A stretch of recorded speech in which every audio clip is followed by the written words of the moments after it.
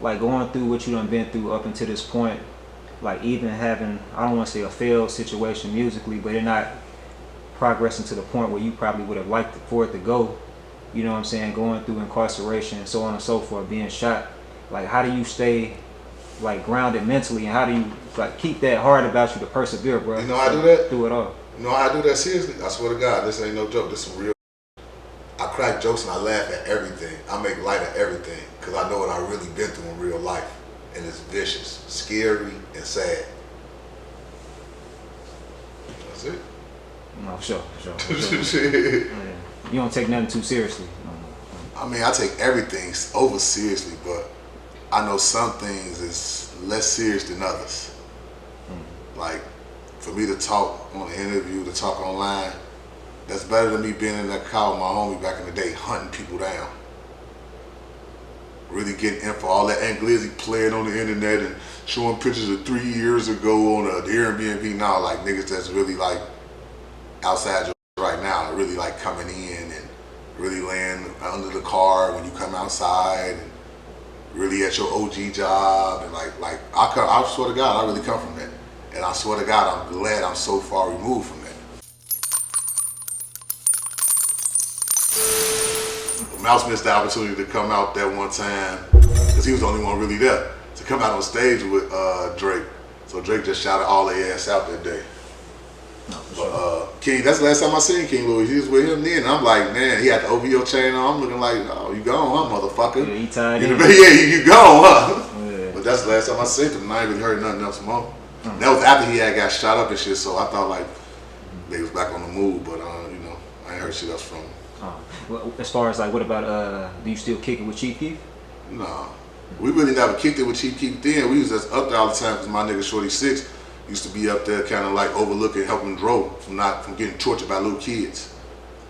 Cause you know Dro was a GD. He was the manager of the BT. Him and Peter Pan and China Mike and Mike and all them used to be up there. Chief Keef first team, and when he really was Lil Sosa and making hits and all that was his team up there. And my people had a hand to make sure the people stayed alive.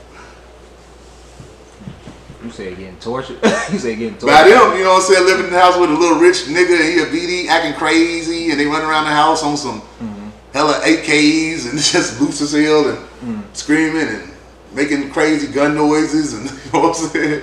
I mean, why make the statement, man, about the pass me up, like Chief Keef passed me up about Mouse? Why did you say that? What you mean? That's what he said.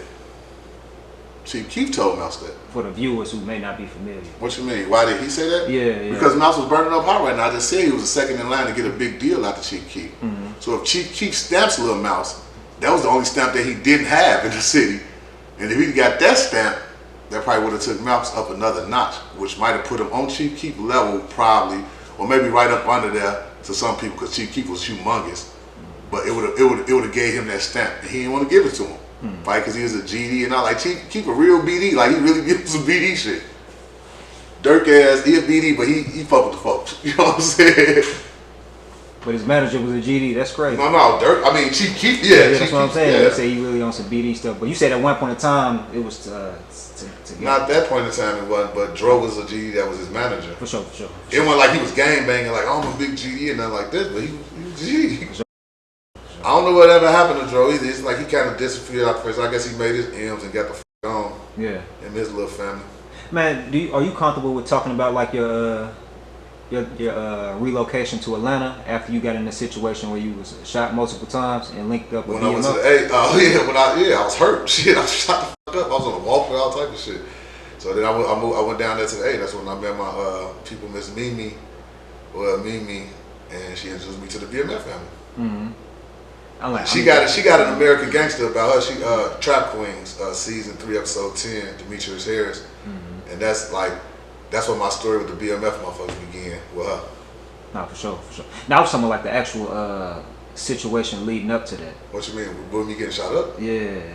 What you mean? Like the circumstances behind that, like for the people who may not be familiar. Me and my nigga was having bricks and doing all our thing. Motherfuckers ran in his mama crib where we was getting busy at. Tied the crib up and I walked in at the wrong place at the wrong time. Walked in the middle of the shit, but I thank God I walked in right there because nobody got hurt. I got shot up that day, but nobody died. Yeah. None was took. They took some work that had so much mix on it. It was they probably had to throw that shit in the garbage. So everybody lived that day. I lived to tell about it and make content about it. No, for sure. You say you tired, so you come to Atlanta like this during the early 2000s? 2006. So, dude, them had just went to jail. Like a year or two before me, them had just went to jail, but we was going in tune with motherfuckers before then. You know what I'm saying? Back and forth on some Chicago, Detroit, Atlanta shit. You know what I'm saying? But then when I went down there, I was linked up with Miss Mimi at Greenbrier Mall in the park a lot. Oh yeah, on the south side. And she brought me to a new world. It was fuck. They didn't know who I was like that either. They didn't know that they was bringing a nigga in that just come all type of wars and hella shit going on and bags on the nigga head and all type of shit. They brought me right in. And you said you had a walker. Yeah, I was on a walker. So, cause my leg was broke. She brought a nigga in. She eased me into her life, and then I told her about my life. Then we fell in love with each other on some brother sister. Like, man, it was over with from there. I tell her, hey, I'm in Chicago. 18 will pull up, you know what I'm saying? With all type of shit, you know what I'm saying? So that was our relationship and our introduction. That's great. We got VH1 special coming out, my true crime story, cause she visited the feds for her shit. A lot of shit I talk about, shit is over with, can't get caught with, and I never selling drugs ever again in my life. So I'm one of the ones that can say, yeah, I'm one of those stories, cause like I did a jail, yeah, all that came and went, but I survived it. It is survivors in the game too. For sure. Then you just gotta use your brain to get to that next monetization, what you're gonna do legal, you know what I'm saying? But get that same type of rush or feeling or income, you know what I'm saying? So how do you like going through what you done been through up until this point, like even having, I don't want to say a failed situation musically, but it not progressing to the point where you probably would have liked for it to go, you know what I'm saying, going through incarceration and so on and so forth, being shot.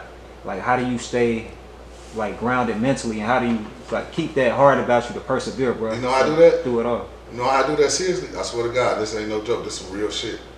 I crack jokes and I laugh at everything. I make light of everything because I know what I really been through in real life, and it's vicious, scary, and sad.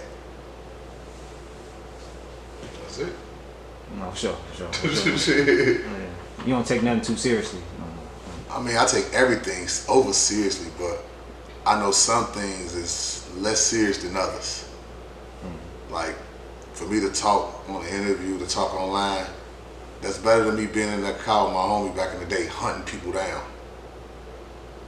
Really getting info, all that Anglizzy playing on the internet and showing pictures of 3 years ago on the Airbnb now, like niggas that's really like outside your shit right now, really like coming in and really laying under the car when you come outside and really at your OG job, and like I swear to God, I really come from that, and I swear to God, I'm glad I'm so far removed from that. So that's big folks. Shit. No, for sure. Is there any like words of wisdom, man, you can drop on a youngster? Man, stick to what you believe in. Do not.